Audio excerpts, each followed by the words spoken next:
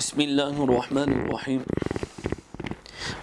मिशकात शरीफ के अंदर यह हदीस मुबारक है अब्दुल्लाह इब्न मसूद रज़ियल्लाहु ताला अन्हु से, मेरे आका ने फरमाए, 3 शख्सों से अल्लाह बेइंतहा मोहब्बत करता है, बेइंतहा मोहब्बत करता है। एक वो जो रात को उठकर कुरान पढ़ता है, एक वो जो रात को उठकर कोई नहीं होता, वो होता है या उसका रब होता है, तो वो अल्लाह से कलाम करता है, कुरान पढ़ता है। दूसरा वो जो अपने दाएं हाथ से खैरात करता है और इतनी छुपा कर देता है कि बाएं को भी पता नहीं चलता, ऐसी छुपा कर चुपके से जाकर।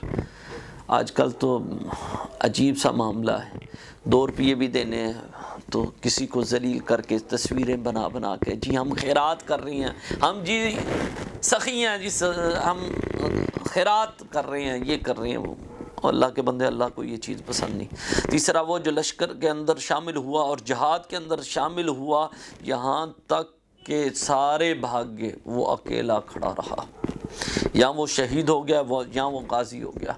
अल्लाह को ये 3 शख्स बड़े पसंद हैं, बड़े पसंद हैं, बहुत ही पसंद है। तो अल्लाह ताला हम सबको भी इन्हीं में से शामिल करें और इन्हीं में बनाने, इन चीज़ों को अपनाने की अल्लाह तौफीक अता फरमाए।